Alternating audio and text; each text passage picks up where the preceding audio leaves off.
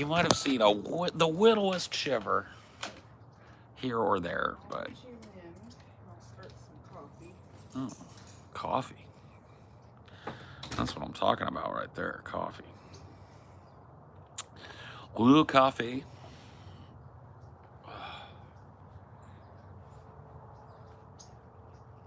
Wo shi huang blue coffee.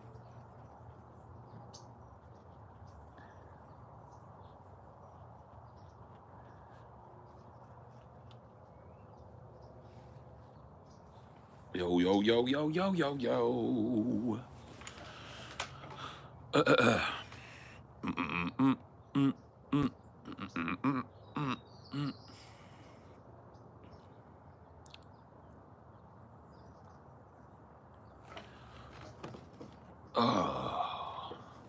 Some of the bitch. Some of the bitch. This hair is fucking crazy today. You see this poofy ass shit?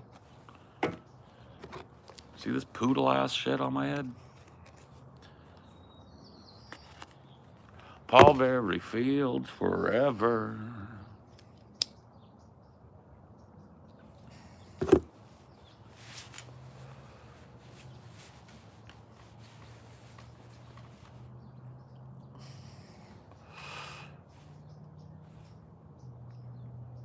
Another day passes and another morning. Poltergeist stream. Yes, that's true. Here it is again. Aren't you excited?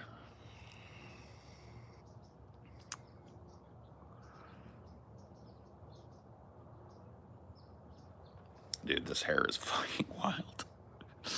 Dude, it's so poofy. Do you see how poofy it is? Poof, poof, poof. You know why it's this poofy? I washed my hair last night and I decided I don't want to put conditioner in it. I was like, I feel like conditioner makes my hair get greasy quicker. So I'm not gonna put conditioner. I'm gonna try it without conditioner today and look at it. This is what happens. This is what you get. You don't experiment with the hair, you just do what you have to do with it.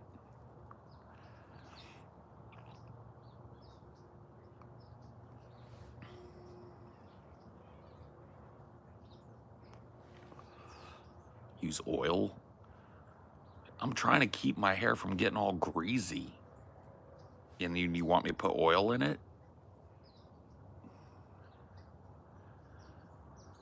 I do have some oil.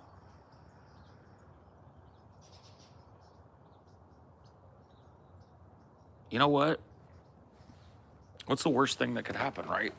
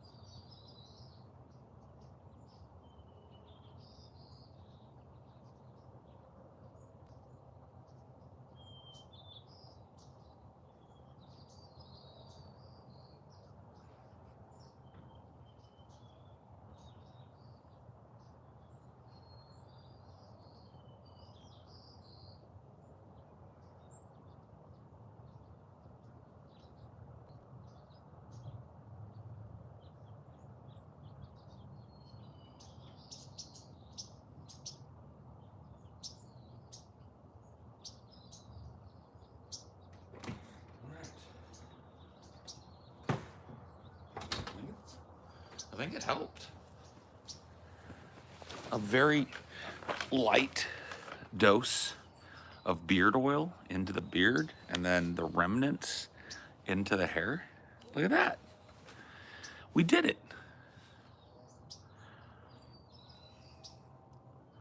We did it.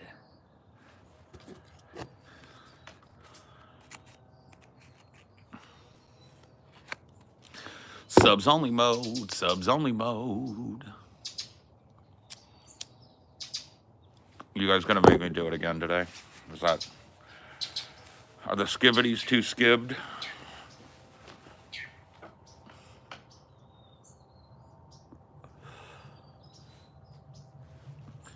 Ah, you're learning Espanol, eh? Cool.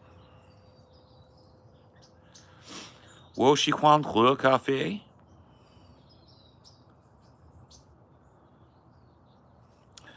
Wo yao jie niu nai.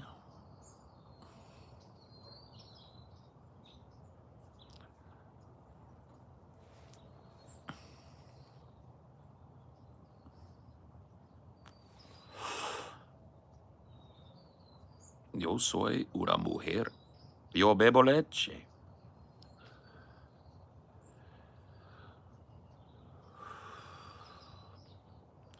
Sub mode should be on by default. You gotta let it get crazy before you can turn it on, you know? But I agree. I mean, there should be a way to put it. There probably is a way, honestly. YouTube typically, like, in the back, you can set up, like, stream defaults. And I'd be shocked if there wasn't a button, like, automatically sub-only mode or something over there.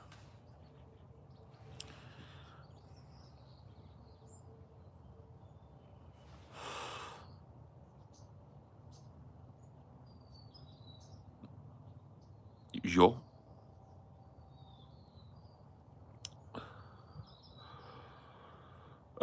It's just a pronunciation thing. So yo no tengo. It's not. It's almost a J because the Y isn't like yo, like we would do it. It's not a big round yo. Yo no tengo. Yo no gusto. Right?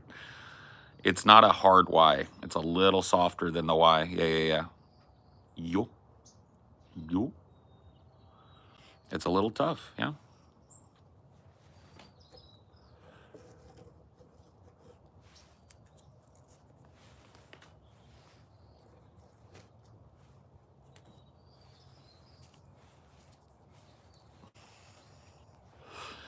Yeah, not a big round Y, not yo. Yo. Short.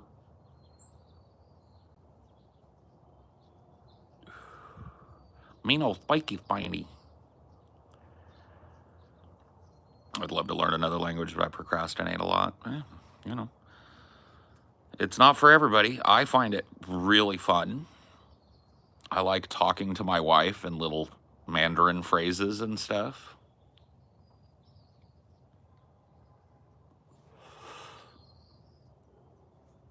我的老婆喜欢喝咖啡和牛奶。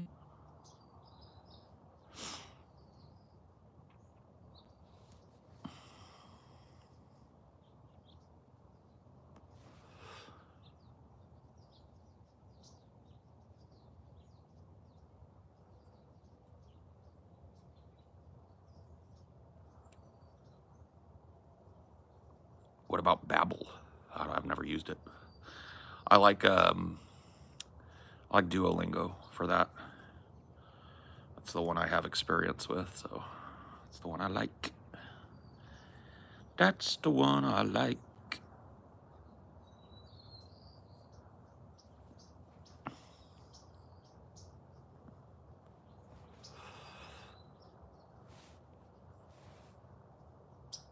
I showed my Chinese coworker your Mandarin pronunciation. He laughed at first, and he said he commends your efforts. Yeah. I mean, the pronunciation's going to be awful forever. It's the last thing I'm probably going to get down, you know?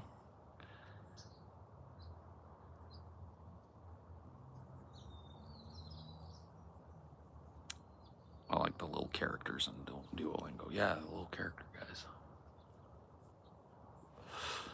Little cartoony guys.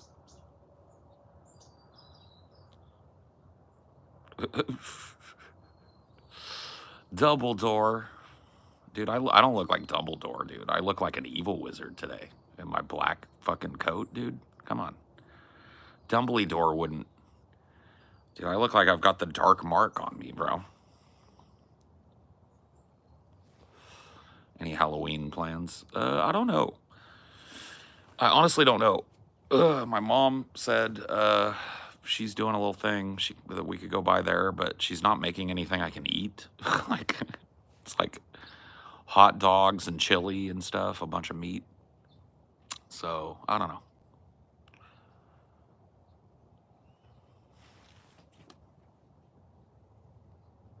Chinese is a very difficult language to learn, yes.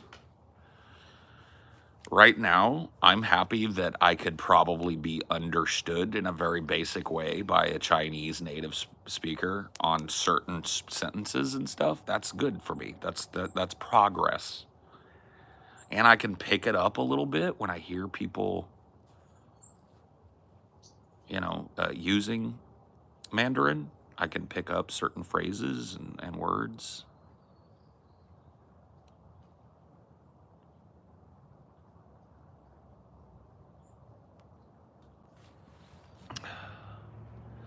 My favorite thing about learning Spanish is the weird little phrases that equate to sentences in English. Do you have any of those? Yeah, like I love due. Due is just like due. It's like, yes, that's right. You're correct. Sure. It's like everything, right? It's like just due.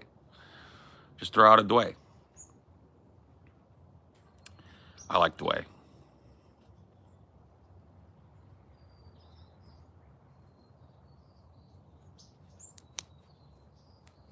And due is okay, all right, sounds good. Hallelujah. Been trying to speak in Spanish as often as possible. I really want to be able to have a conversation and not look stupid. I think looking stupid is like relative, right? Because a lot of the people that speak these languages natively aren't going to judge you on that.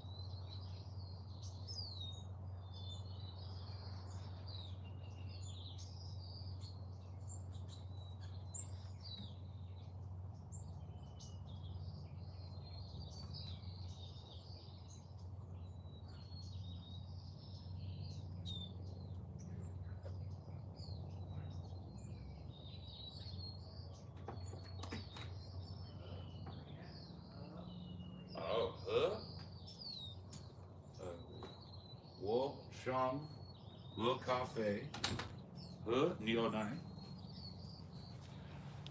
Huh.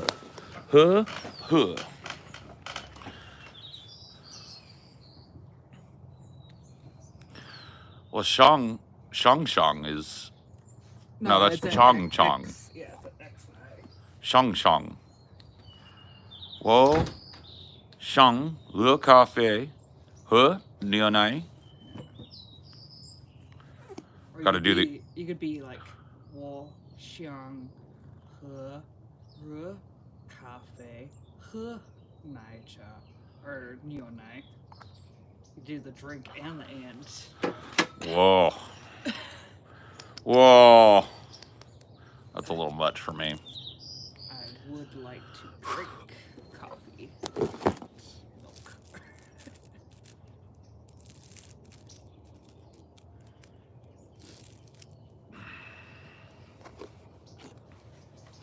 That's probably the best way to practice those like tricky ones What? Like, create a sentence for it? with both.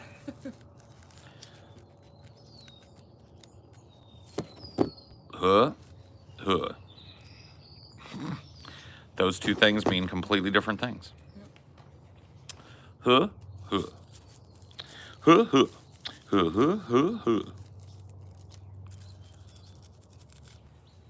Somebody said they have a Chinese coworker, and they let them listen to me trying to speak Mandarin, and they said to commend me for my efforts, but my pronunciation isn't great. Yeah. It's like, well, you know.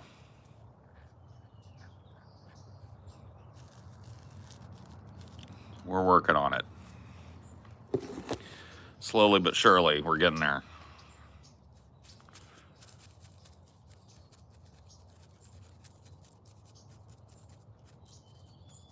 I was doing Duolingo, but I'm at work too often, so I'm learning Spanish off of actual Spanish. Nice try, kid. Yeah, basically.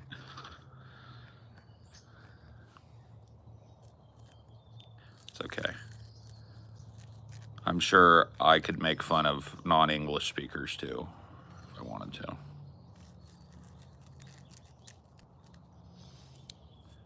It's definitely something.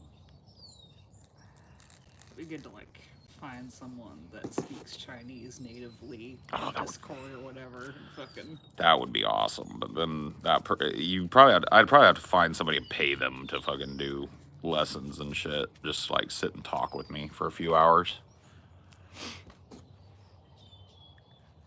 But yeah, that would definitely help take it to the next level, to be able to like be around a native speaker, get their feedback. So they can tell you when you're saying something really messed up. Yeah, no, that's retarded. You just said you want to drink your wife.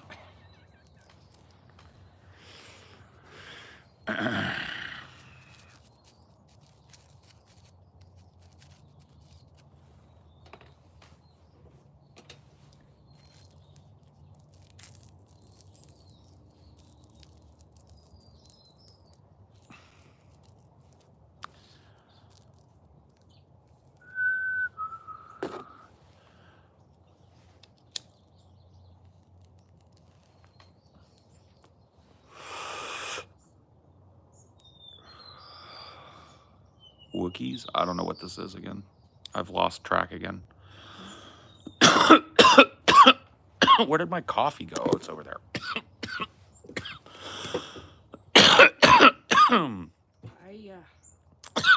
My coffee. Cafe Nali. What's that? Where is my coffee? Oh. I like That one was easy because it just reminds me of the Hiya from Uncle Roger. Yeah. Hiya. Bao Cao de Huo Ji. Irascible turkey. Cool. Bao Cao de Huo Ji. I like that.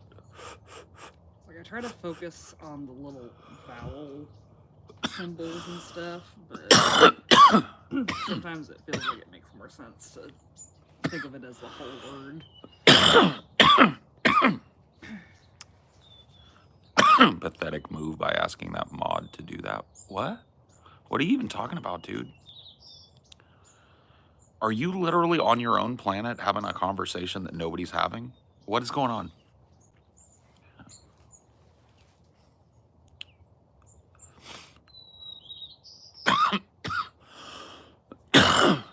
If you meet a Chinese speaker, ask them about that she poem.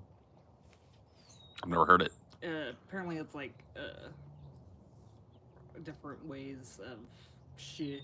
Oh, So it's like a basically a tongue twister with got it. different tones. Different tones of shit. Yeah. Because like it's for, but then like you change the tone to something else. I see. Chinese tongue twisters like that. About niga, it's like huh or yeah, I know. I've seen the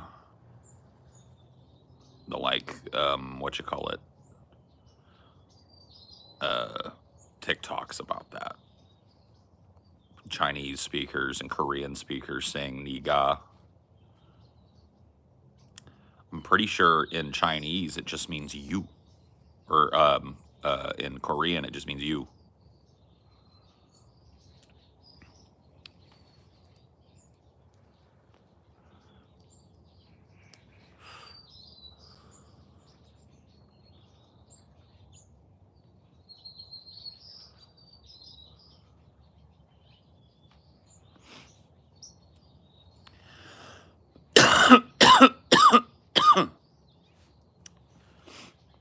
Currently on the San Joaquin Amtrak going to Fresno for a work meet.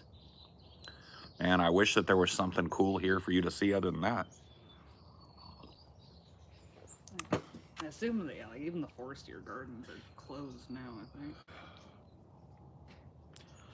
Maybe, yeah. Rainy season. We still ain't done the Forestiers, have we?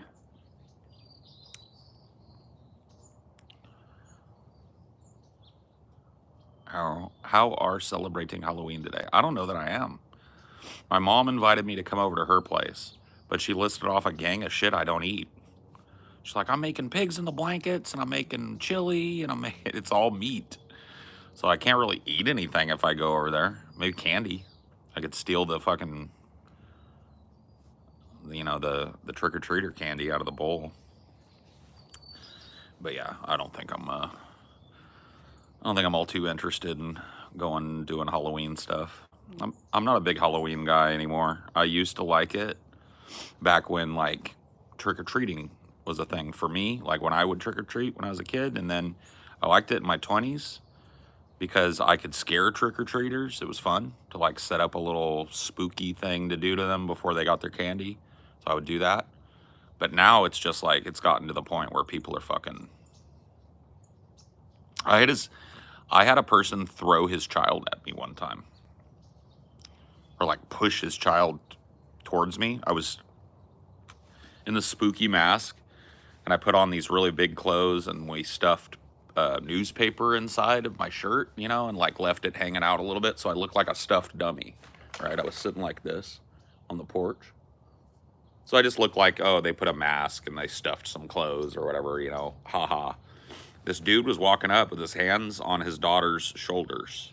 She was dressed like a princess or something. And I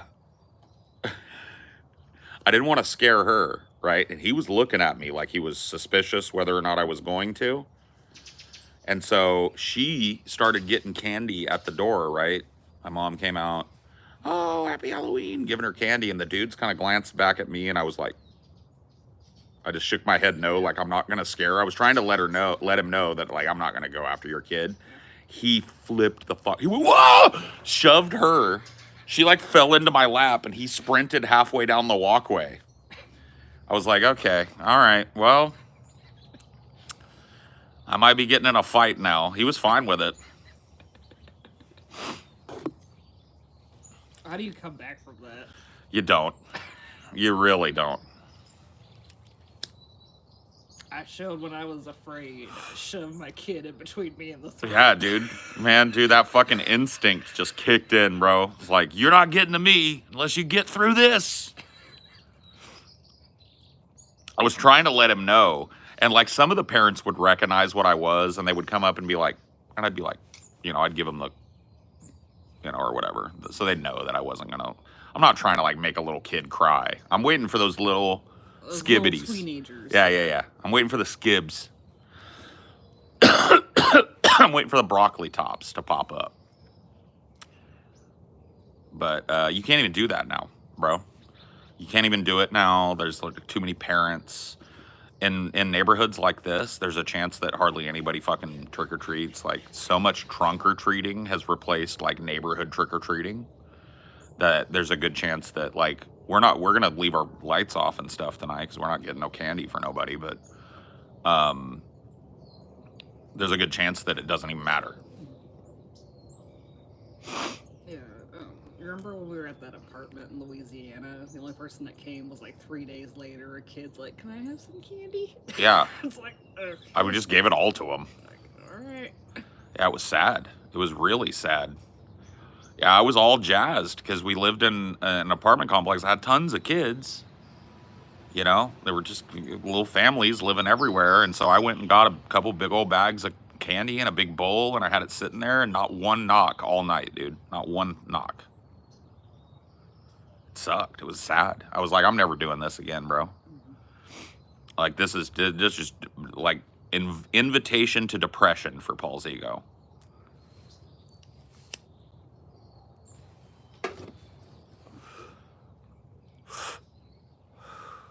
I don't understand how millennials who went trick-or-treating grew up to be such pussies. It really makes no sense, too. It's like our parents, when I say our, I mean 80s kids, 90s kids, our parents should have been more scared than parents now. Violent crime in the 80s and 90s was through the fucking roof. It was insanely high in comparison to the late 90s, early 2000s, right? But you see the 2000s come into play. Violent crime is down year to year, and yet people are acting like they're just like an army of fucking weirdos looking to abduct their children on Halloween night or something. Even though, like, if you look at history, right, you don't find this rash of child disappearances and child you know, molestations or anything around Halloween. And when you do find them happening, it's somebody in their household that did it to them. Or like the poisoned candy hysteria. There's one example of poisoned candy in the history of history, and it was a woman poisoning her own children with the candy. But now it's like you can't have anything that's not sealed. So Yeah. like some of them are even like, I don't want to let you have a Tootsie Roll or a Tootsie Pop. Yeah, because you could roll. Yeah, you could open it and roll it back up. It's retarded. Can't give out like little cookies. That had to be a street sweeper, didn't it? Yeah, must have been. Either that or somebody's truck is really not sounding good. My neighbor yesterday, when you were sleeping, was like revving up a little motorcycle or whatever. Just like, for like 10 minutes. Who was? The neighbor. Oh, over here. I guess you have to. You got to rev your cycle. Paul, is this a part of the death of community? People don't have neighborless. I mean, it's part of that, but it's not just that. What's really behind this is fear. We have allowed ourselves to be convinced that the world is a horrible, dangerous place, and it's more dangerous this year than it was next year. And we've been convinced by the news media, by the government officials that have played into those fears and stoked those fears and stuff. We've been sold a lie. And that lie is the world is getting more dangerous for you and your children. That's really genuinely the lie, right? When you turn on your local news, if you do such a thing, and it says, top of the hour here, a grisly murder downtown has police baffled, right? When you tune into that, you're being inculcated with fear, right? We can see it like when we moved. The other landlord was like, "Oh, that area is kind of dangerous." But if you look at like the general statistics, it's not like a significantly more dangerous city than. What are we talking about? Oh, like when we moved here, the previous landlord's like, "Oh, that's kind of a bad area." It's like, What area? Oh, when we moved Right, here from where we were? yeah, it's like, yeah, It's like where the rich people live in town.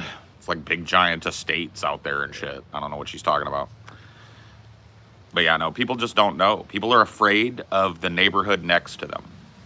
Now, when I was a kid, I had like, there were boundaries to where I was allowed to go. There were certain streets, right? So when I was growing up, Howard was one of those streets. That was the boundary of our neighborhood, and a big 2-lane fast traffic does not stop kind of street. I was not allowed to go across that when I was little, you know what I mean? And then going back out into the country, it was 145. Right? But there was no like, you have to stay on this block. You have to stay within, dude, 10 blocks, just roaming of neighborhood, right? It's insane. And now, you know, it's trunk or treat. It's wild. There's so many devices to track your kids now too. It's like if you're scared of your kid getting napped, put a fucking air tag in them or something. Yeah, Sew it into their costume and. Yeah. I mean, if you gotta be fucking paranoid to the umpteenth, do it and still let your kid have fun. You know what I mean? You can see where they're at in the neighborhood. If they're too far, you can call them, hey, you need to get back towards our neighborhood or whatever. If you want to be that helicoptery about it, there are ways to do it and still let your kid kind of have fun, I feel like.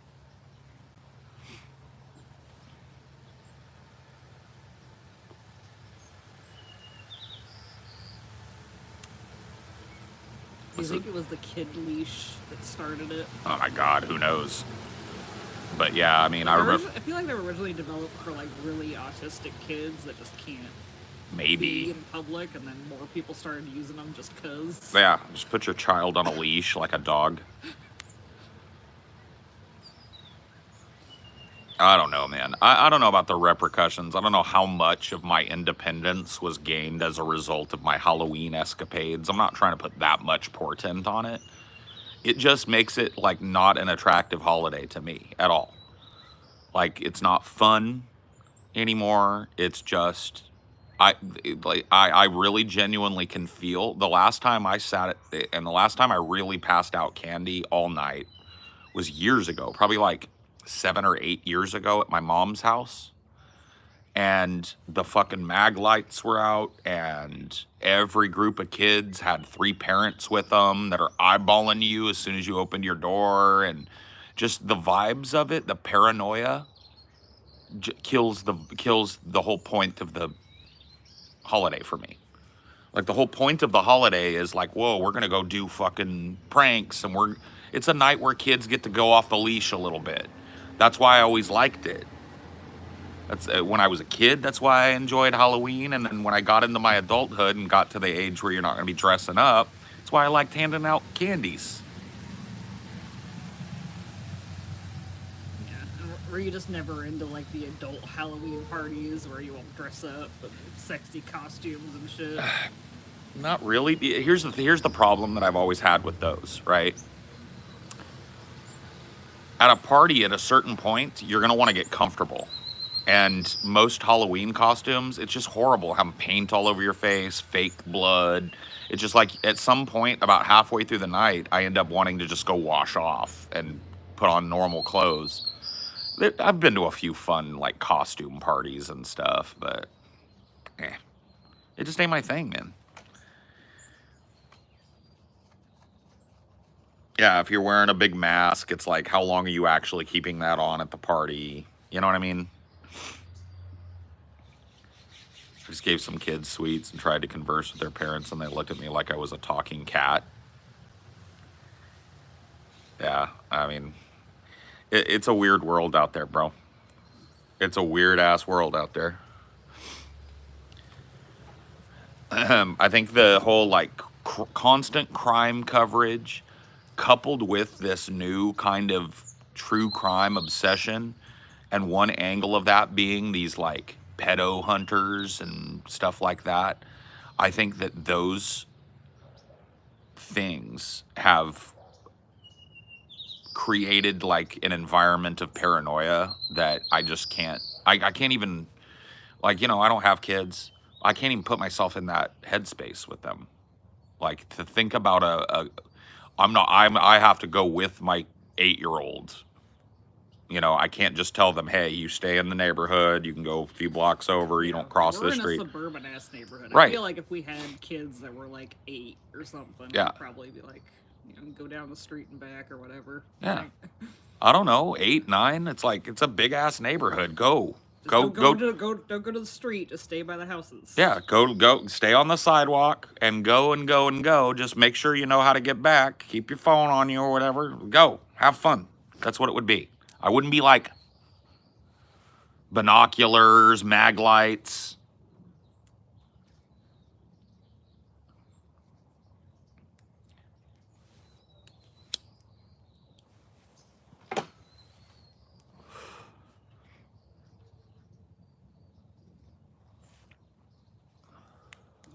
There's enough youngins in your audience. You want to ask them if any of them got leashed as a kid? Oh my God, dude. I didn't even want to know for the poor bastards. I don't want to trigger them by bringing up the leash. The child leash is wild. I remember the first time I saw one of those, I was in an airport.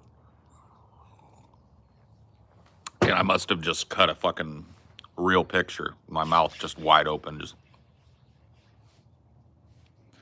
because it was it was a normal little kid. They didn't look like they were having like a fucking meltdown. It was just a kid. Yeah. It was just a kid. One of my close friends was leashed as a child. Oh my God. Oh man, how do you even? I don't even know how to quantify that. You know what I mean?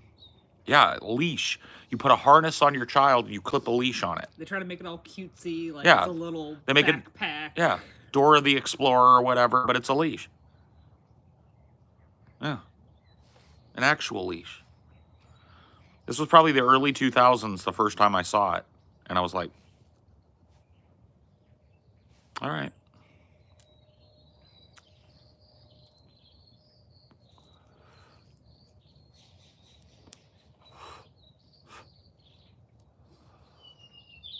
Well, that's another thing, too, that I inherited from my mother, the verbal leash. I have an A that'll stop time. If I put my full force behind it in public, not only would my kids stop in their tracks, but everybody in the store would stop in their tracks. Right? I just inherited that from the verbal leash. Yeah. Now you just use it on Dynor. Right. And I only ever crank it to 10% on him. Yeah. I never give him a full A. Dude, if I were to give an A right now, I'd probably wake up neighbors. No shit. The whole neighborhood would hear me say A. I have an incredibly powerful instrument. My voice is super, super, super loud by nature. Right? And so I went looking into it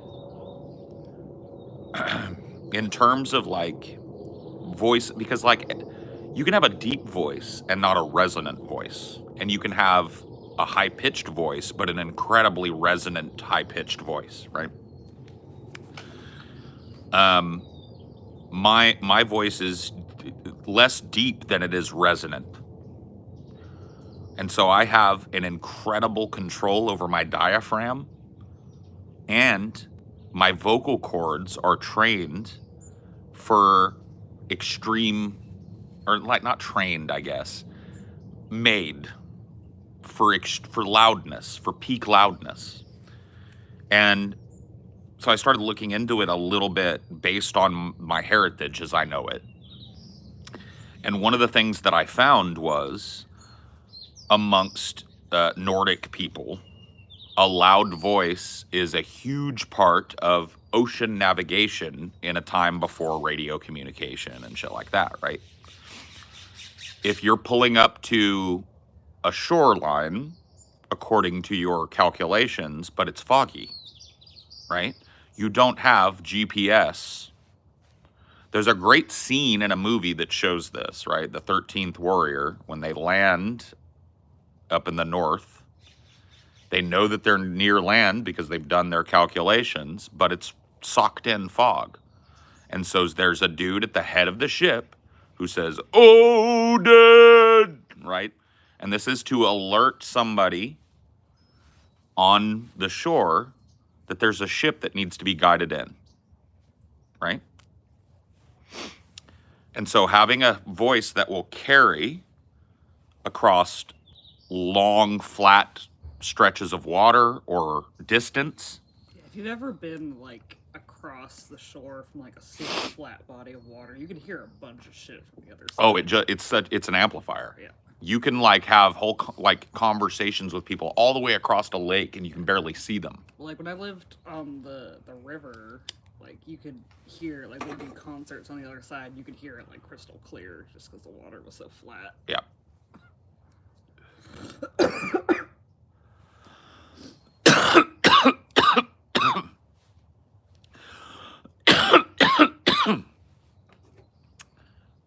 Like a whole like Christian revival tent on the other side of the river.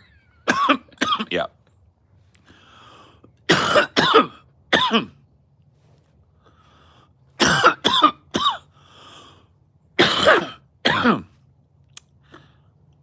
There are things that I could probably do with my voice antisocially, right? If I went to a crowded place and yelled fire, I could cause a stampede very easily.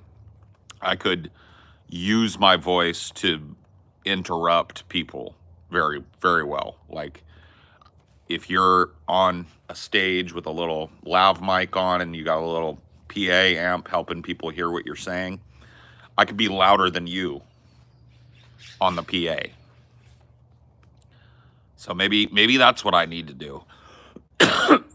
Maybe I need, because like I feel like every time somebody does that shit where they stand up and start saying, "You need to account for the deaths of the Palestinians in Gaza. You are the blood of the..." It's always some girl, like I'm not trying to be mean, but it's always somebody with a very high-pitched voice and you can barely hear them. Imagine me doing that. Yeah, like show up at a rally and be like, "What will you do?" Yeah. What are you planning to do with the blood of the Palestinian people that's soaking your hands, you genocidal warmongering fuck? Right? Maybe I'm in the wrong line of business, you know what I mean? Because I just feel like a lot of people want to do, the people that do it, it's always somebody with like a, just like a normal voice.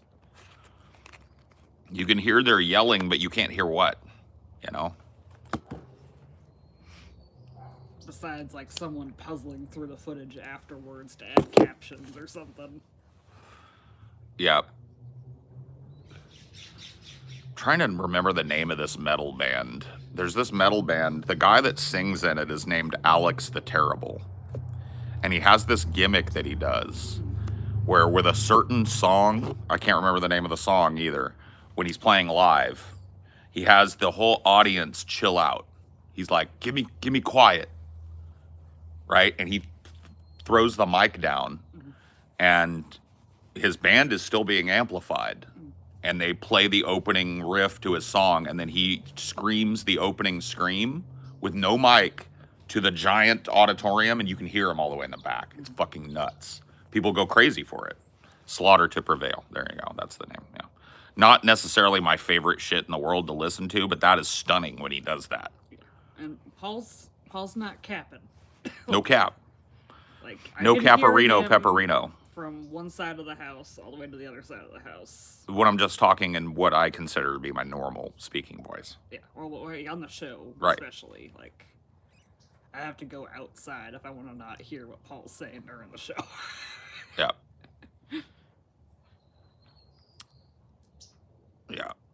I would like to see Slaughter to Prevail live just for his voice being such a perfect example of that fucking metal guttural sound, right?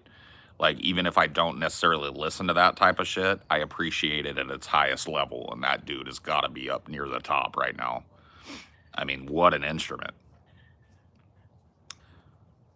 It hurts your vocal cords. It hurts your vocal cords. See, that's the thing. Is a guy like him. Now, I'm gonna guarantee you he has a regiment to take care of his shit, but he has vocal cords that are able to be pushed past a stress factor that would blow yours out.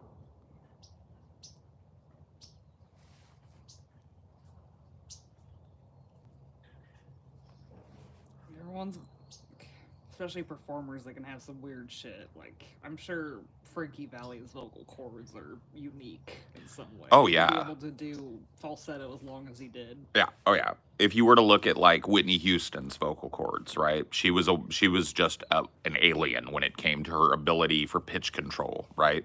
If you look at right now, she's alive, and I don't think her vocal cords are anywhere near what they used to be. But what's her fucking name?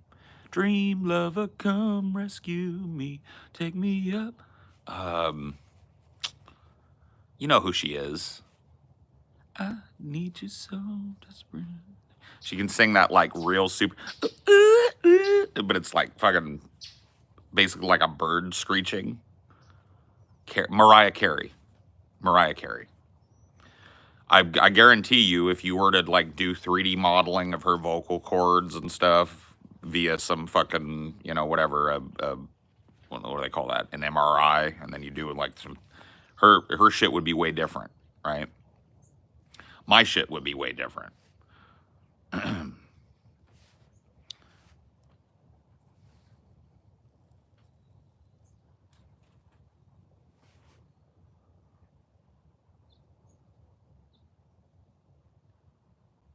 Well, it also depends on the lifestyle of these people too, right? Like for me, if I was putting that type, like singing in a metal band type strain on my vocal cords, I would choose my career or this, right? You can't abuse your voice and then use it at the highest level all the time, right?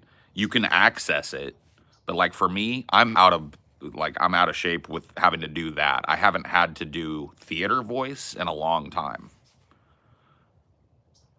And so it's very, like, the people that are able to sing at a high level way late into their life where they're really straining their vocal cords to hit some of this are people that just baby their voice. They don't speak.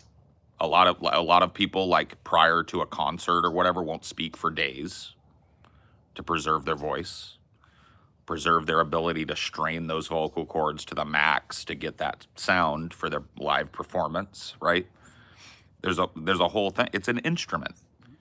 Like, I think with Frankie Valli, he started pushing it really hard when he was just doing like non-stop concerts all the fucking time. Oh yeah. But, you know.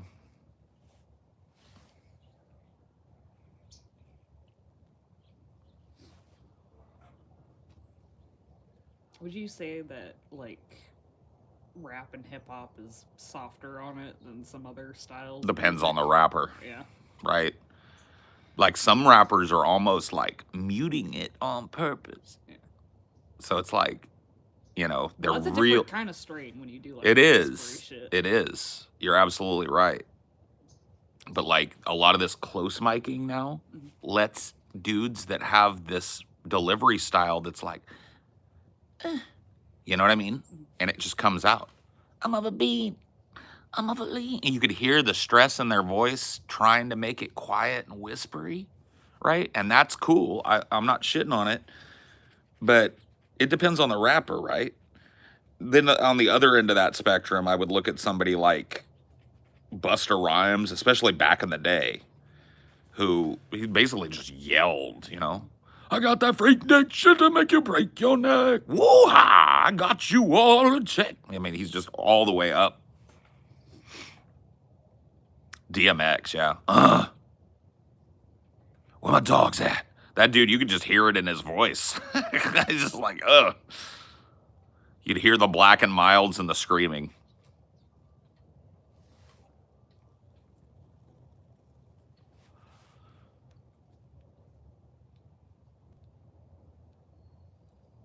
It's pretty rad. You'd be willing to watch Slaughter live.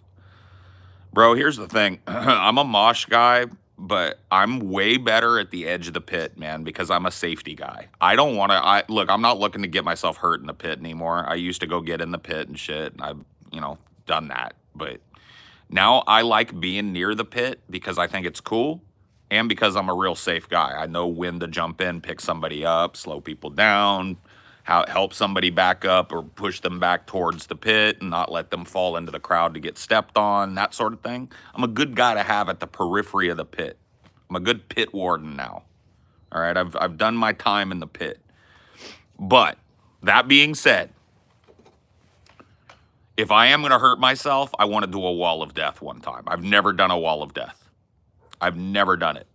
So a wall of death one time, if I'm going to take a fucking lump,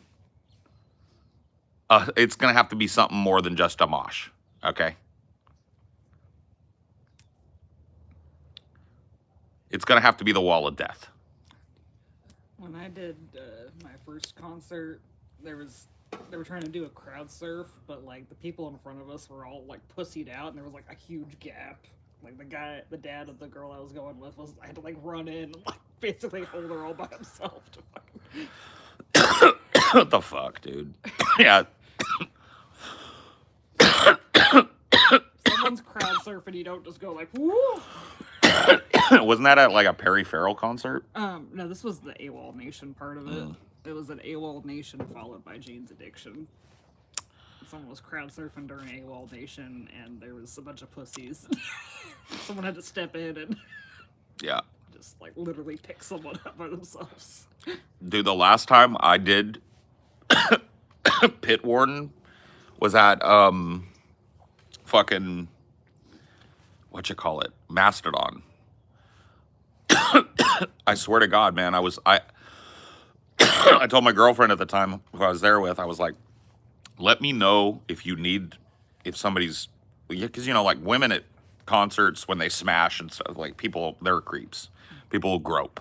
I was like, and so typically in that type of situation, I'm going to be kind of paying more attention to that. But I looked into this pit that I was on the rim of, right? I'm standing right at the edge of the pit, and there's a midget in there, right? And this midget didn't give a fuck. He had a devil mask on. I couldn't see his actual face, but he didn't give a fuck. And I was like, I'm going to have to save this dude. At some point, this little guy is going to get in over his head. I need to be watching this pit because I saw the other people that were going to get in the pit as it was. These were big, big, big guys. And then there was basically a toddler in the pit is what a midget is, right? And look, you don't want to disrespect the midget and say you can't be in the pit. He had a devil mask on. He was ready to rock. So I let him rock. And he did. He got shoved over a bunch of times. I had to help him up 3 or 4 fucking times. I had to run in and get him up off the fucking ground before he got trampled. You know what I mean? I was basically like rocking the Mastodon, hoping nobody was groping my girlfriend's titties and babysitting a midget. And it was awesome. I would do it again, 10 of 10, okay? You should have offered, like, you want to go up on the shoulders, bro? Hey, I didn't want to, hey, dude, this was an irascible midget, okay? He was not gonna take well to that. You should have framed it like a crowd surf. Like, let's get you crowd surfing. Yeah, let's get you surfing, bro. Nobody wants to crowd surf a Mastodon concert. It's the pit. Yeah. He basically started it. Yeah. He was the genesis of the pit. His little ass, no shirt on, combat pants, and a devil mask, running around in the pit, yelling at people, you know what I mean? Getting everybody fucking spiked up. It started to people started to give him a little bit of a berth, right? That's how a pit opens up. It's like an abscess. And he was the little fucking, he was at the center of it. Someone try and grope a titty? I don't think so. I think we were chill.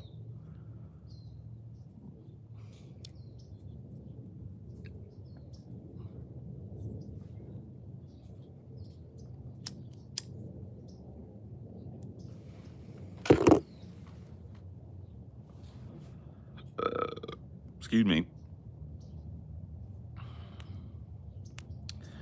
But yeah, in all my experiences, I've never gotten to do a big killer ass wall of death. And if I'm going to take a lump, a bump, a permanent injury, I'm doing it there, right? If I get the chance, and if I'm feeling it, I will do the wall of death.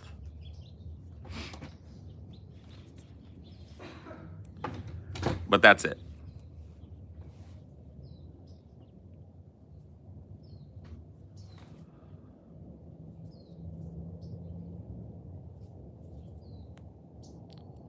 Oh, yeah. You're doing Freddy Krueger tonight?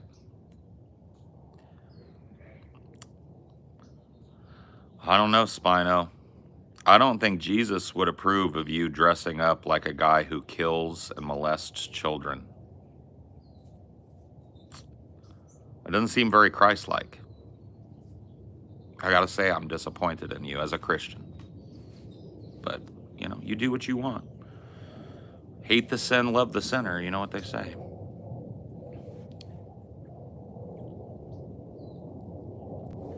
You should listen to Ghost. Lucifer whispering silently into your mind. Who walks behind? Who walks behind?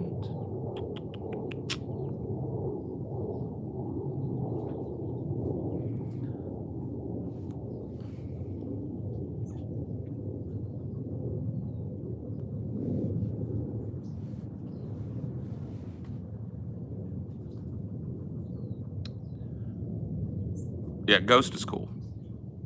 Ghost is cool. I like, you know, they have a thing. I like that. The rock music used to be, and look, it was my generation that killed the theatricality to a certain extent of rock music. So, some of it stayed, but like the 70s and the 80s, rock was super theatrical. And the 90s stripped all that away and, you know, just kind of like bare bones did. But it's good to see somebody like referencing that old kind of Baroque, what would you call it? Ziggy Stardust kind of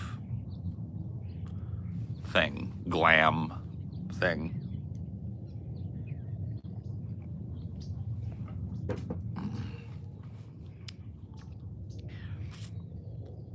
Where in the Bible does it say thou shalt not dress as... Oh, so in order for something to be a sin, it must be specifically enumerated in the Bible. Okay. Interesting. Interesting. That opens up a lot of problems, doesn't it, Spino? So if you as a Christian just admitted that if it is not specifically enumerated in the Bible, then it's not wrong? Anybody want to throw out a few things we could do?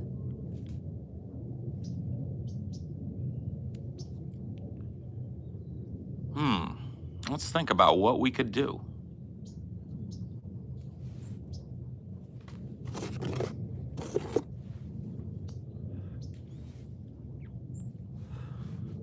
That's part of being in a pit, man, is like you identify the brawlic motherfucker right off, right? Yeah, there are people in there that just want to throw punches.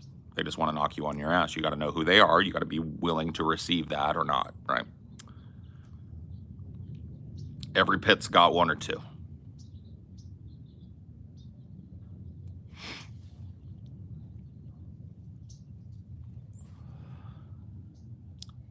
You heard it here first, dude. The arch-Christian Spino has said that if it's not specifically enumerated in the Bible, it's okay.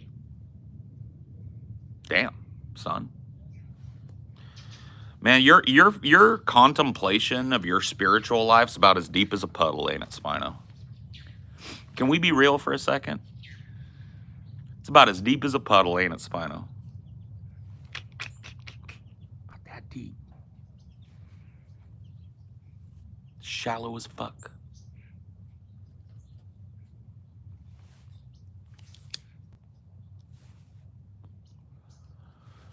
The Bible says not to spill your seed upon the ground. So yes, it does say don't touch yourself. But once again, you would have to look at it a little deeper to understand that.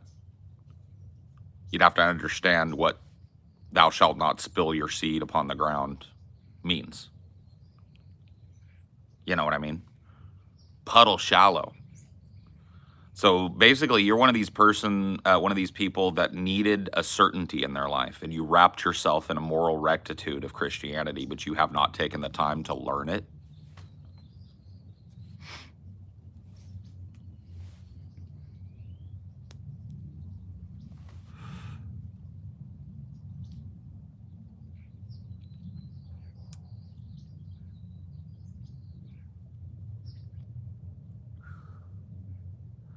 How is it that I, an atheist, know more about your Bible than you do? I don't care if you read the entire Bible. If you chill here long enough, you know there's a difference between reading and reading comprehension, right?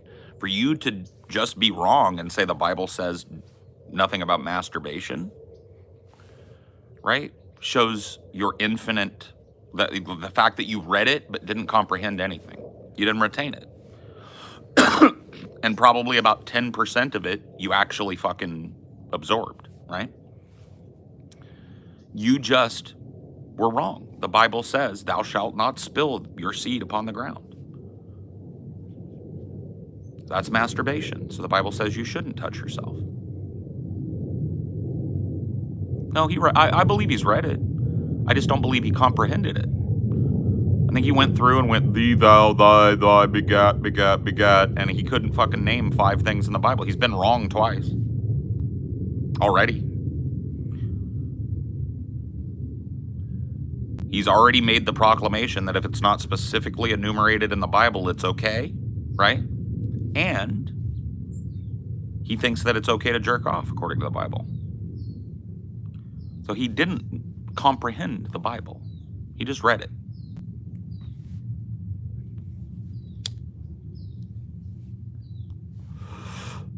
Well, see, that's a part of the problem, isn't it, Crescent Slice? Metaphor. You're supposed to read a little deeper into that. Oh, so I can't spill it on the ground, so it's okay for me to spill it in the ocean. That's not the ground. No. You're supposed to read into it.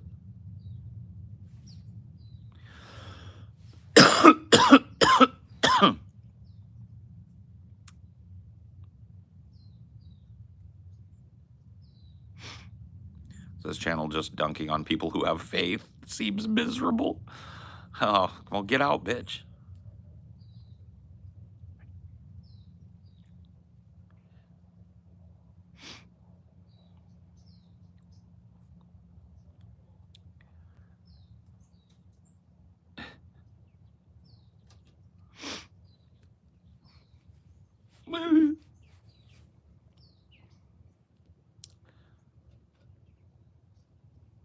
Heard an Alan Watts speech that helped me ground myself from all the bullshit. Do you mix your Taoism with Taoism a little bit? What? It's the same thing.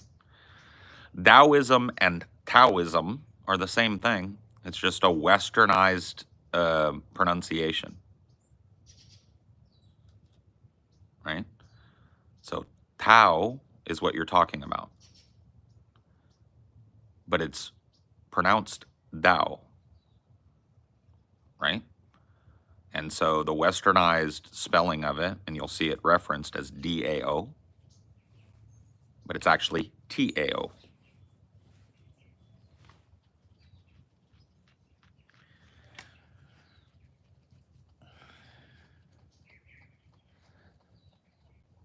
You know what I'm towing about.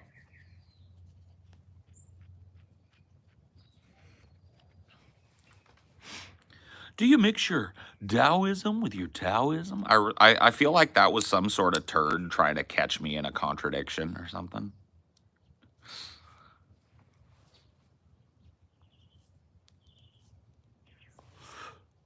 Did it work?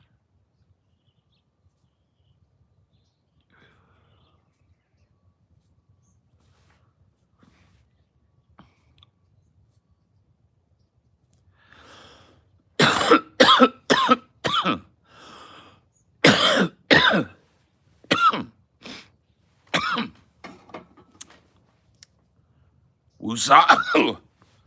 I need some more coffee.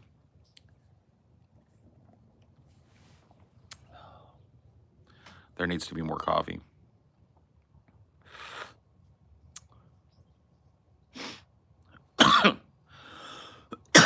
What are we smoking on? gasoline.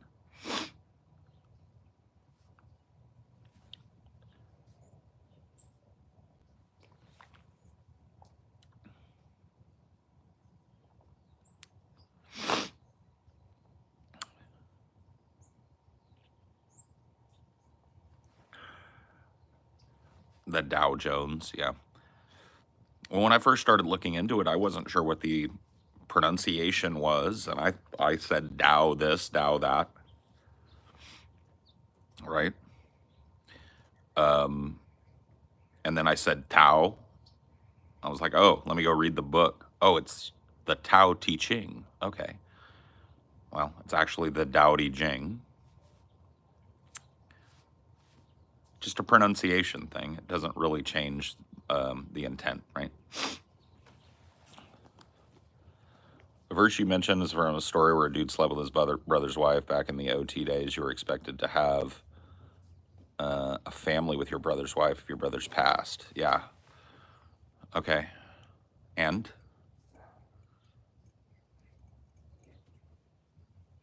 How does that change God's prescription, right? God's prescription is thou shalt not spill thy seed on the ground, right? Does it change based on your circumstance?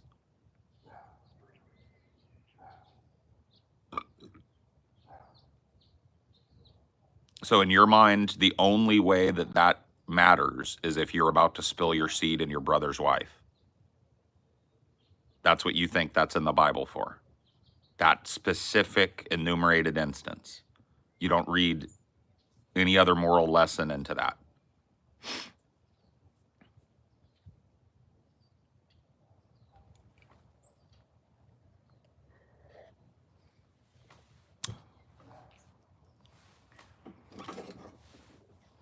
You think that story is in the Bible for that specific instance. Thou shalt not use the pull-out method on thy brother's wife. That's what you think that story is about.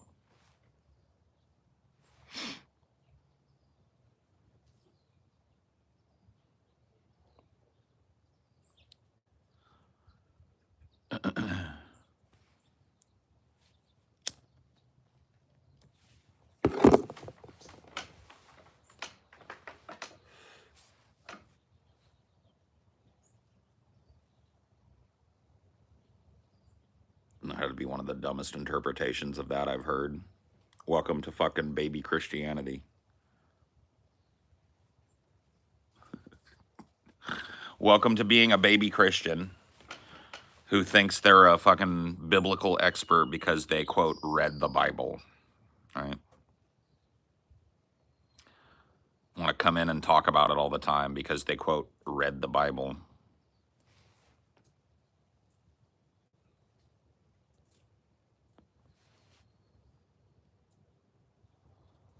That's Old Testament. Ah, okay.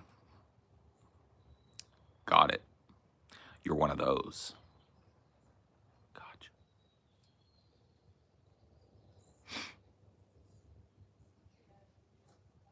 I did not come to abolish the law, but to fulfill it.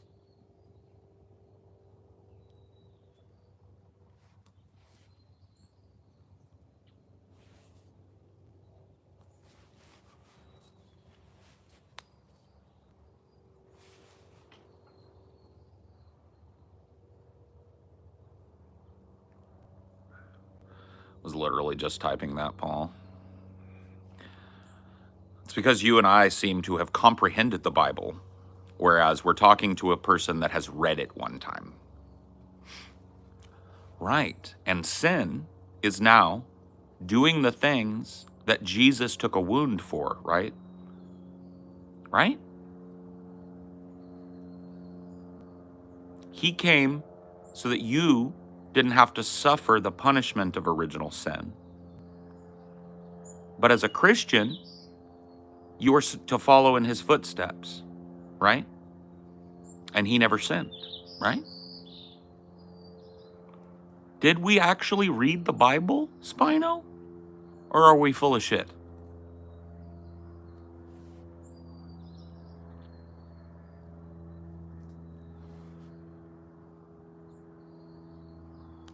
Yeah, kind of weird to have a whole fucking section of the Bible and then have a part that starts with "Don't bother reading that shit because none of it matters anymore anyway."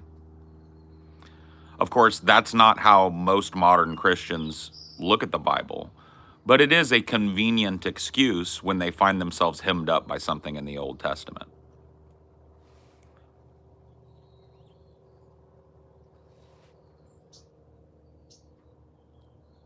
Technically, everybody should be good to go if what they say about Jesus is true. Right. Well, the caveat to that is it is only through the Son that you get to the Father, right? So you don't just get automatically sent to heaven because Jesus fulfilled the Old Testament sin, right? He fulfilled the Old Testament prescription of original sin. That doesn't mean the law goes away. That means that now he takes a whip strike for every time you sin. Jesus absorbs the punishment for your sin, and you are to live your life as closely to sin, as close to sinlessness as possible, as close to his footsteps as possible, to avoid continually wounding Christ with your sin. And it's only through following him in that way that a believer gets to the kingdom, right? That's very specific in the Bible.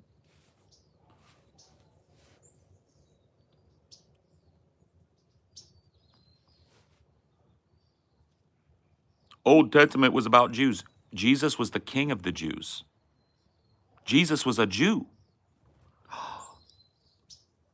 Mind blown. Are you a Mormon? I'm an atheist. I'm an atheist that has read and comprehended and studied the Bible. So I know it better than 99% of Christians that want to talk to me. Because I have that under my belt at the very least.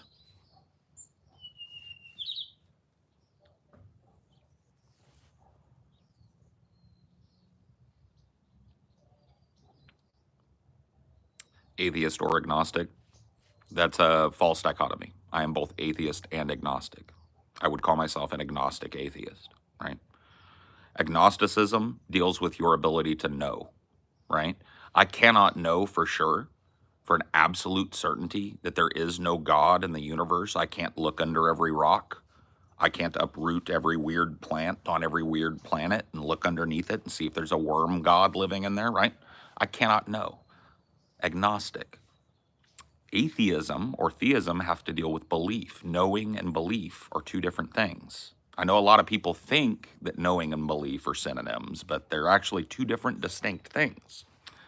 And so when you talk about atheism, you talk about belief, or in my case, a lack thereof, right? Atheism is a lack of belief in God or gods. That's it. Anything else you try and tack onto it is your personal business, right? So I am agnostic when it comes to God. I can't tell you for absolute certainty that there isn't a God somewhere, right? But I'm an atheist. I don't see a point in living my life as if there was one. And I assume that there isn't one, right? Got it? Or are you atheist if you read the Bible? Like many people in America, my path to atheism started with Christianity. I was raised nominally Christian. Lapsed Protestant is what I would have called my parents, right?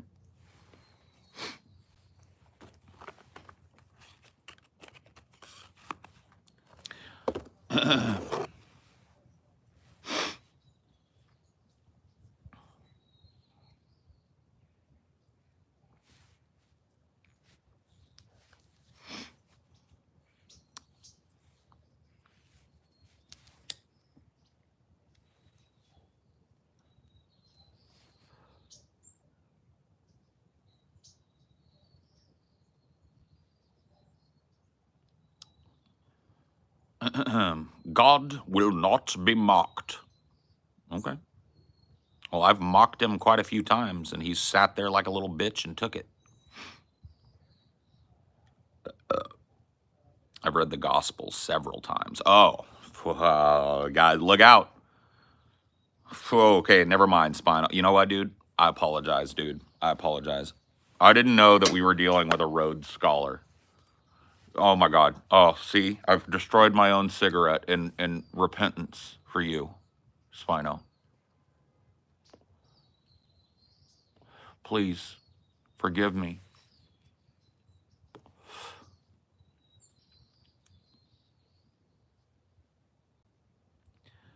Teach me how to be more like you, Spino. Please do.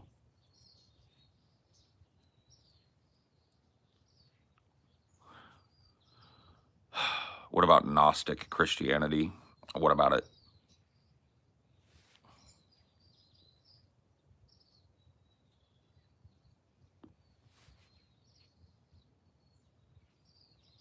A frazzled trucker. Yeah, dude. I didn't know we were dealing with a fucking doctorate in divinity over here, bro. He's read the Gospels, several times, bro. That could be 2. That could be 20. We don't know. The depth of knowledge that we were dealing with here is clearly beyond all of us.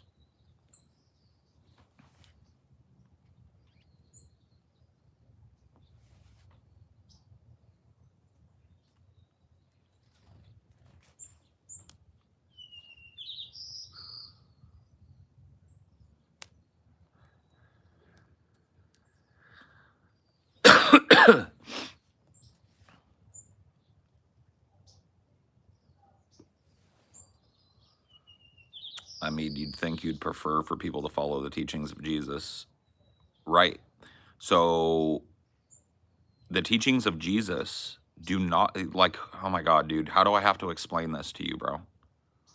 The teachings that Jesus did not come to abolish the law, but to fulfill it. Do you understand the process of sin? Can you explain what happens when you sin? I want you to explain what the Bible tells you a sin is, right? How do you understand the concept of a sin, right?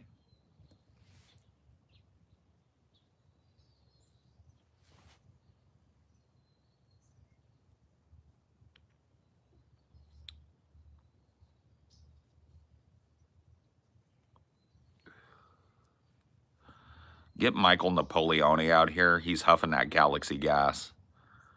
I follow the new law introduced by Jesus. Right. The new law. Okay, explain the new law. So the new law is what? Do whatever you want and then preach in public and you go to heaven?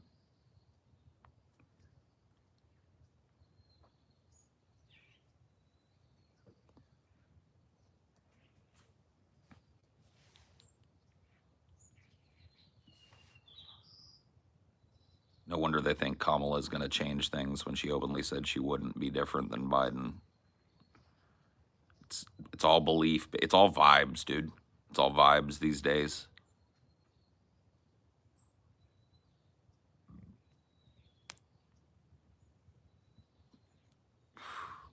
Well, Joseph was a cuck, yeah, for sure.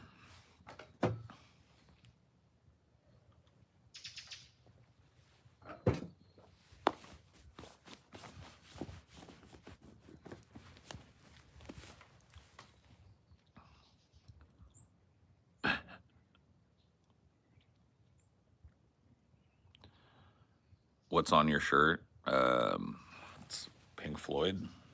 It's a Pink Floyd album cover.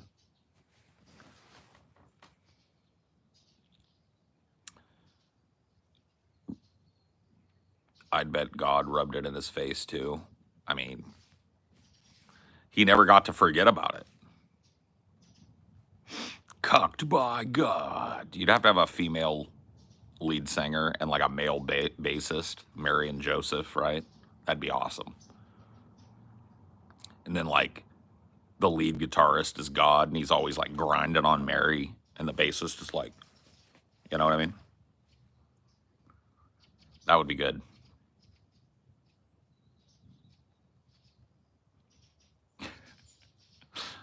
The drummer could just be the devil Loving it. Nah, the drummer's got to be the devil back there, just providing the beat like he does. You know what I mean? Providing the rhythm, providing the spice.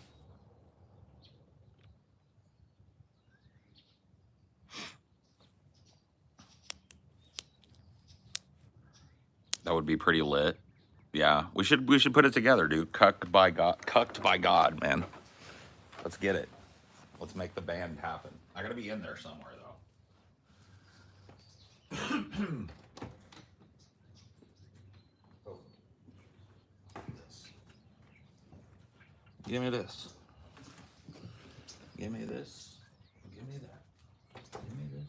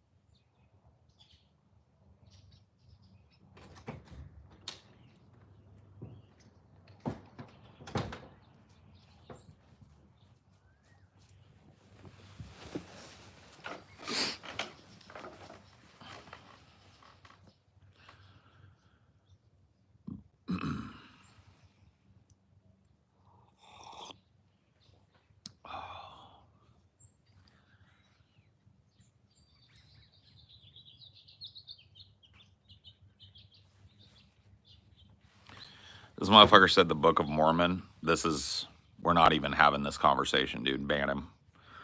Time for another alt, Spino. You gotta go. I was already done with this conversation, and to come back and see you serving Mormon to me as an excuse, I gotta go. Yeah, you gotta go forever, bro.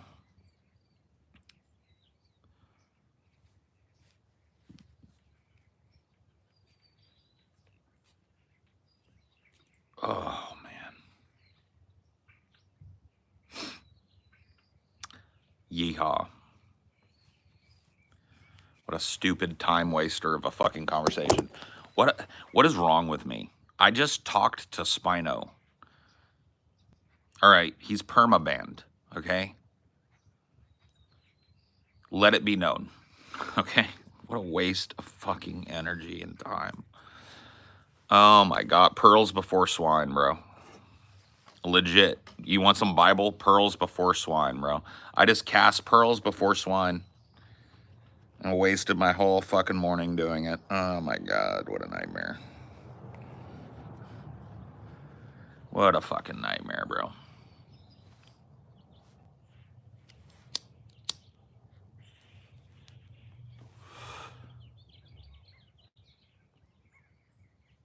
Did you see the study about black plastic? Nope.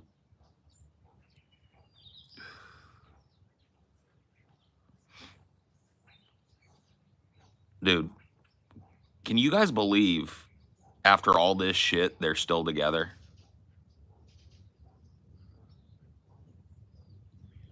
You know what I mean? Can you believe after all this shit, they're still together? It's fucking unbelievable.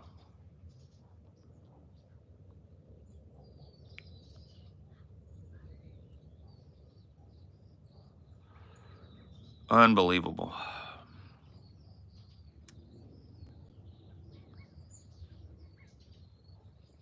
Blows my mind.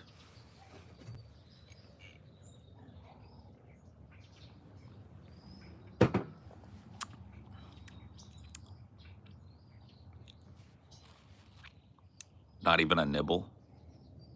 Not a single nibble.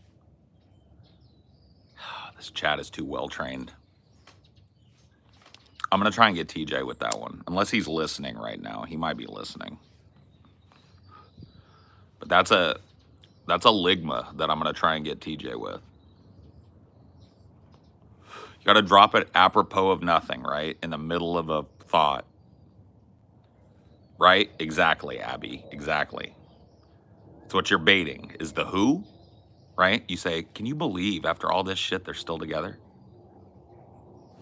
And then the person goes, who? And you say, my ass cheeks.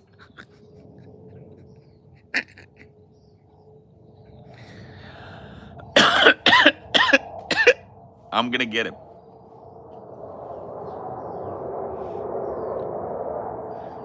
I'm gonna get him with it. It's a brilliant fucking Ligma. It's a brilliant Ligma.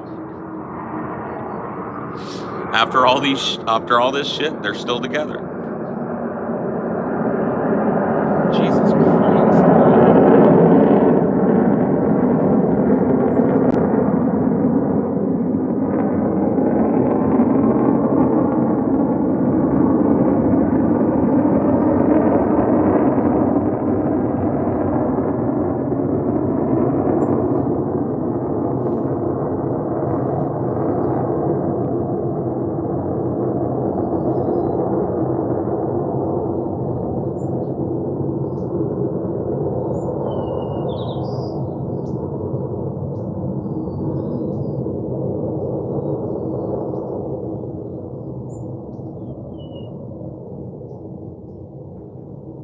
Hearing this shit? Sounded like a fucking rocket. No, that's just... Okay, so let me tell you exactly what that was. Okay? That was a squadron of F-35s, probably 3 of them, flying in formation super fast.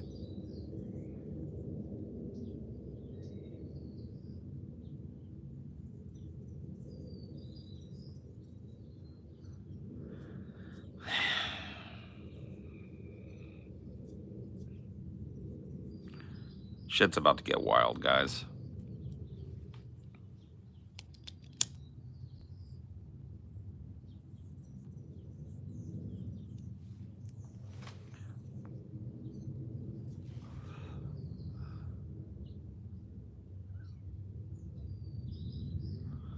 Hope it's for some drills. Drills for what?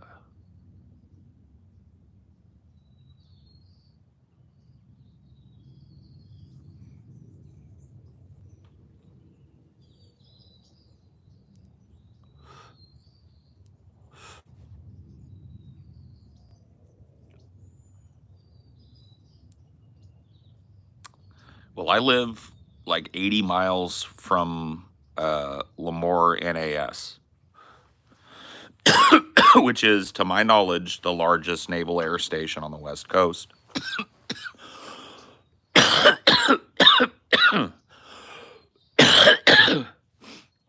Huge collection of fighter jets and large transports and bombers and all of that shit.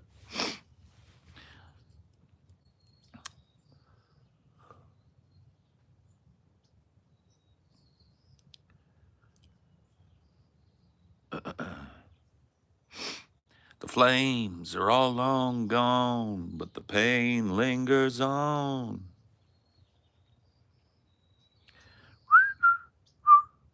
Goodbye, blue sky. Goodbye, blue sky. Goodbye.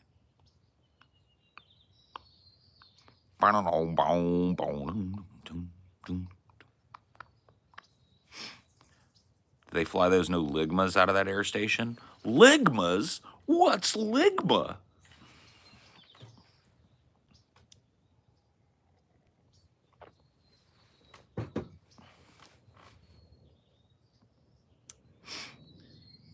Yeah, IV fluid shortage. It's the collapse, man. We're all dead. Ooh. We're all dead, man. Yeah, I have never heard of this Ligma of which you speak.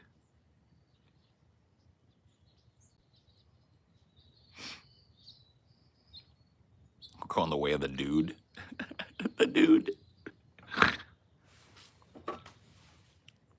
I mean, that spelling of dude has gone the way of the dodo, so it's apropos.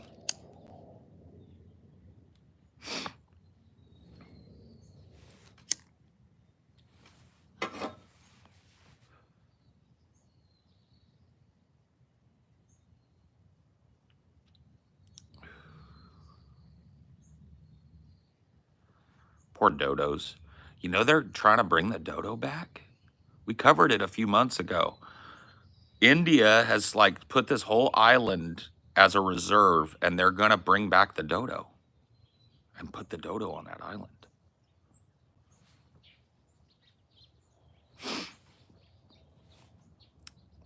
Resurrect the dodo. Would you eat a dodo? Hell yeah, I bet that shit is fucking delicious, bro. A dodo? Hell yeah, I bet that shit's fucking juicy. We're just talking about eating extinct things now, I think is where it's going. Like, what do you think it would be the tastiest extinct thing? Right? I want to eat like one of them aurochs. You know what I mean? What like the thing that we domesticated to make it a cow.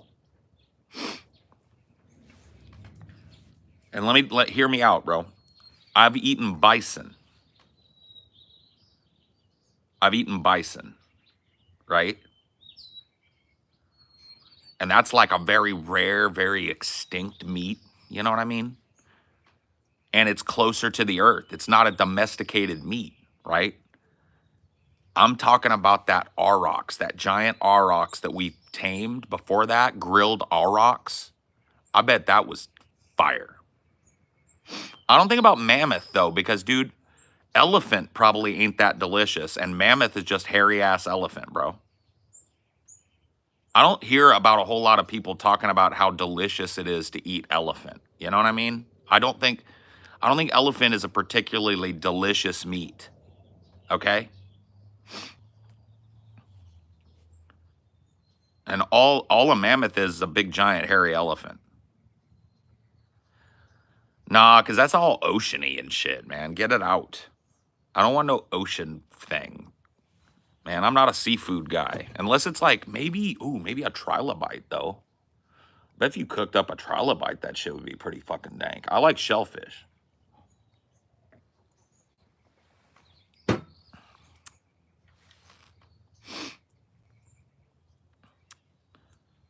Like, are we missing anything, though? Because there's hella extinct shit hella extinct delicacies that we could feast on.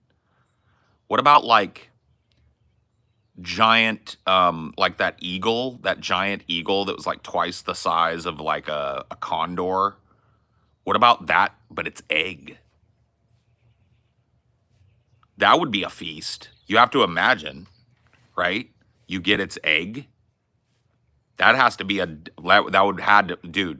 the best omelet you ever had, right? With aurochs cheese. See, you guys are not thinking creatively. You can mix and match. Yeah, dude, Argentavis or whatever the fuck, that giant eagle. Get that egg. Had to be that big, right? Omelet with that. Aurochs cheese in the omelet. Fresh from the aurochs.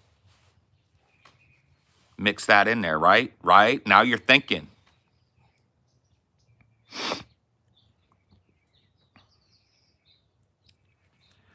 Like if you could have an extinct meal, what would be the tastiest extinct thing that you could eat? What mix? If you could just make a delicacy out of only extinct shit. Yeah, man, the giant insects, you want to do it? But you got to sell me on the meal. I just sold you on a fucking giant extinct eagle omelet made with aurochs cheese. Pterodactyl shawarma? Ooh, jerk pterodactyl? Okay, wait a minute. Have you guys ever had jerk chicken, by the way? It'll ruin chicken for you. Like, you'll never want to have chicken any other way if you've never had jerk. Jerk pterodactyl, I bet that would be fire. T-Rex ribs. Man, if you did them low and slow, though, I bet it would be crazy. If you did them, you'd have to do them low and slow because there'd be a lot of toughness in there. You have to break down all that tendon and all that shit. You have to let it fucking just melt in that fat, right? You'd have to baste constantly. You have to go in there with the rub again and let it smoke further. You'd have to break it down for like 2 days, bro. Low and slow in the smoker, but yeah. I could see like a big rack of T-Rex ribs being pretty fire. The tail probably would be pretty good on some of these too. You can't, that's what you eat on a fucking gator. And I have had a little bit of gator here and there, you know what I mean? Gator nuggets.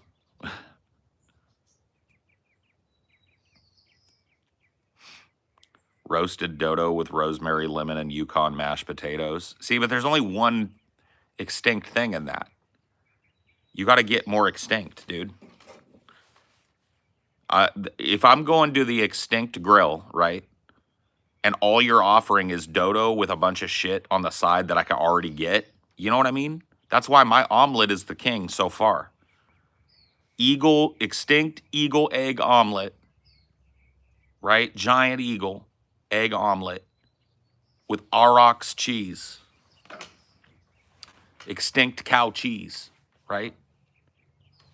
Megalodon fin soup. Okay, that's maybe one part of a meal, but I'm liking where you're going. That's very rare and fine. I'm so glad Amelia's coming out right now because I think she's going to be able to fucking blow this one out of the water. What?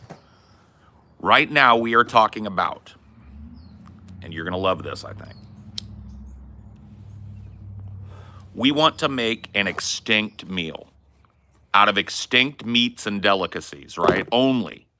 You can combine anything from anywhere else all across the timeline, but it all has to be extinct. So I came up with, right, an example of what would be a good one would be, you know, that giant eagle that's extinct that was like twice the size of a condor or something, Haast's eagle. We covered it. It's just a giant predatory eagle that's extinct now. Their eggs were like that big. So we get a extinct eagle egg, Aurochs cheese, fresh Aurochs cheese, you know, pre-domesticated cows in the omelet, and you make an omelet, right? So what would your extinct meal be? What do you think the most delicious, savory, sweet, delectable, delightful combo of extinction would be if you could eat anything? Well, there's the banana, the OG banana that banana flavorings based on. That's extinct. True.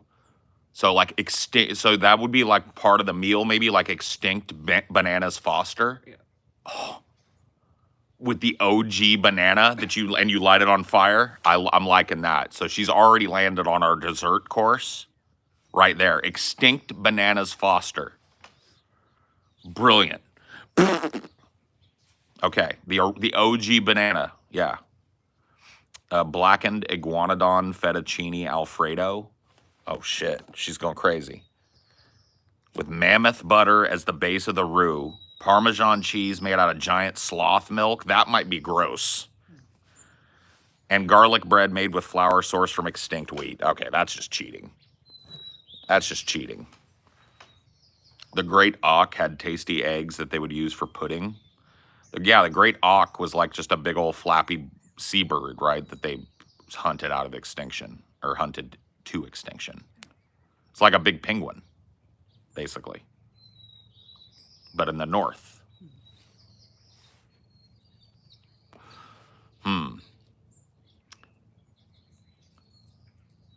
I think we kind of have an idea what dinosaurs would taste like, right? Because we've eaten poultry. And I've tasted alligator before, right? And that's real close to dinosaur meat right there. Yeah, so somewhere between those two. And basically alligator tastes like chicken. Yeah. So I think that probably dinosaurs, they were feathered. Now we know, like T-Rex was feathered. They were probably chickens, basically, big-ass chicken. But with different types of cuts than you're going to get on a chicken. Somebody said T-Rex ribs. That rib cage on a T-Rex is going to be huge, right? And so I said that if you got that, seasoned it right, low and slow on a giant smoker for like 3 days and just let it fall apart, it'd probably be pretty good. Maybe. You once tasted monkey meat? No. No monkey meat. Don't eat a monkey. Leave the monkeys alone. A pillow stuffed with T-Rex feathers. Ooh, that might be luxurious. That might also be pokey. They might be giant and pokey. Yeah, I don't think they'd break down Maybe into, like- T-Rex baby down. You know what I mean? Like just fresh out of the egg and you pluck it.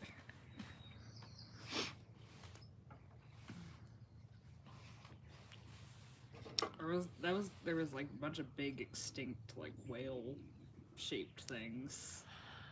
Is whale... People have eaten whale. Yeah. And still do. Yeah. And I don't think it's all that good. And I've never heard somebody say like, man, you got to get your tea. I think it's like because it's there and because it's food type of food. Like native peoples in Canada had like a special license to keep whaling. Right. But I've never heard of somebody going over there, getting invited to a native meal where they're eating a strip of whale and going like, man, I want that every day. I don't think whale is good. I think whale is like bear, because that's what they are. Like they're sea bears. They're like creature. They're very different fat. Like that's the main thing that they eat from whales. Right. Like the blubber. Yeah, man. See, I just don't. Man, I cut the fat off my meat. I'm not trying to eat I a know, big. but it's a different texture than like animal. Maybe if they used it as like tallow to cook something with, it might be good. But I'm not trying to get a big raw piece of blubber and nah, can't do it. How about aliens that built the pyramid soup? Maybe they do taste really good, them aliens. By the way, I've decided on at least on this topic, I believe in them aliens, okay? And I believe that it's plausible that them aliens have visited this planet, okay? And I also believe that it's plausible that them aliens once crashed on this planet and that them government scooped up them aliens and has studied them aliens, okay? I'm saying I don't know for sure any of that, but it's plausible to me. And I'll die on that hill. I'll die on that hill because it doesn't matter one way or the other. We're never going to know, right? Until we know. They made a valiant effort to uncover the UFO shit. Was it last year? They had all those hearings. Oh, they were trying, man, but they didn't dig deep enough. The mystery remains buried. Yeah, dude, Area 51, man. Dude, call me stupid. Call me a dreamer, okay? But I choose to believe that them aliens is real.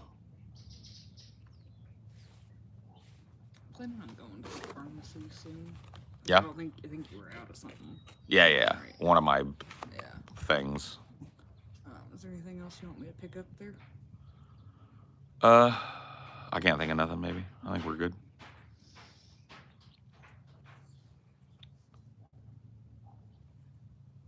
I want to believe. Yeah. That's basically where I'm at.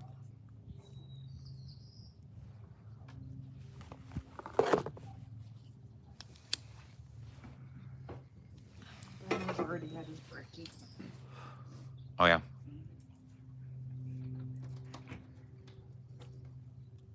I believe they exist, but I don't believe they visited Earth. Psst. That's wild, man.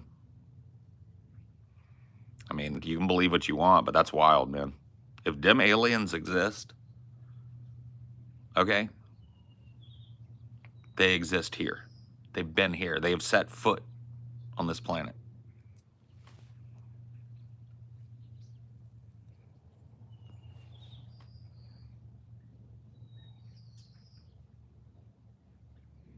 Oh, hell yeah. Dude, I'd smoke the shit out of some extinct weed. Yeah, I bet it used to be crazy. Well, that's the thing, is like, if them aliens do exist, I want to get myself in the mindset that they exist so that I'm not so blown away, so that the chances of them vaporizing me are lower, right? Them aliens, if they come here, are going to want some of them humans to be like liaisons. I want to be one of them, you know? So I figure you take the right mindset, even if you can't prove it. It's like Pascal's wager, but it's them aliens' wager, right? That's basically what it is.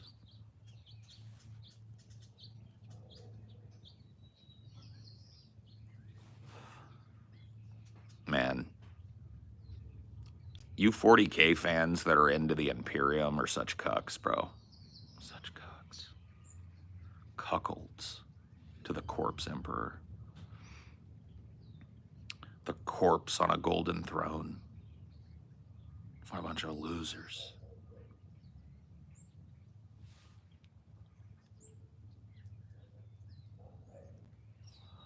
Eldars, weak, foolish, dead race. In its death throes, had its chance.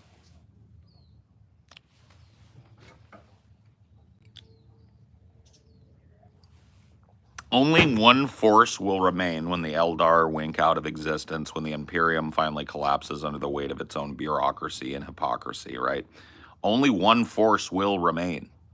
When the orcs finally conquer themselves into non-existence, you know, when the soft-bodied fish people, the Tau, are finally overwhelmed by one of these giant blobs of you know, Tyranids, when the Tyranids finally have eaten themselves out of house and home and just stop existing due to having consumed everything biological in the universe, right?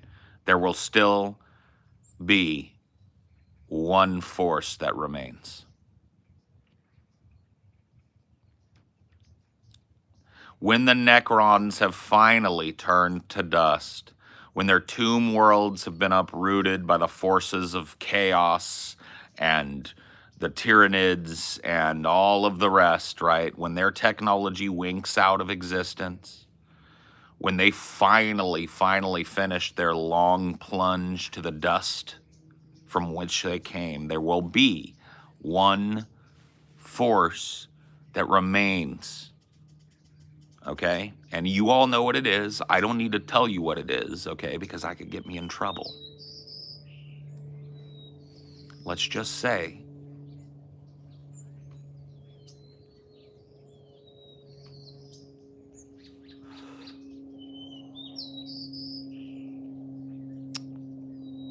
Chaos Undivided, you spit in my face.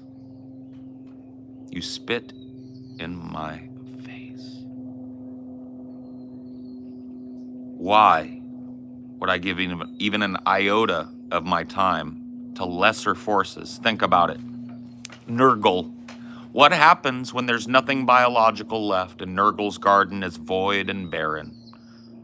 What happens when everything biological has killed itself and there are no more skulls for the skull throne?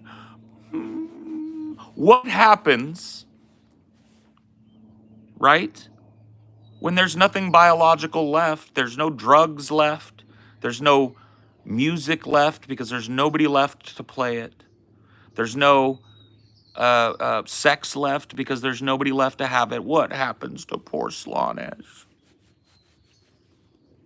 But you know who stands above all?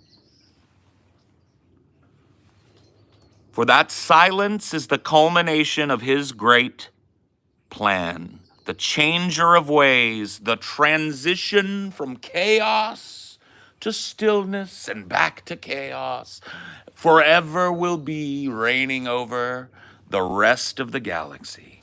The changer of ways stands supreme. As things pass away, his machinations change. The culmination of his great plan.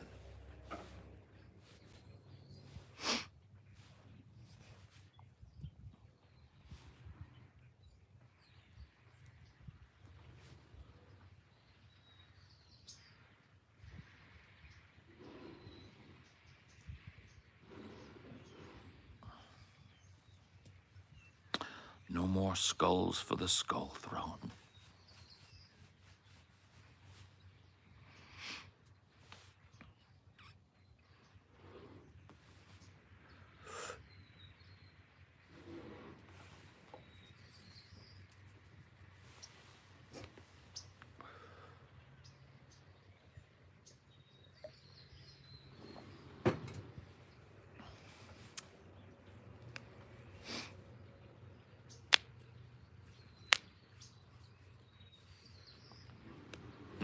No more blood for the blood god. No more skulls for the skull throne. No more pustules and infection for Grandfather Nurgle.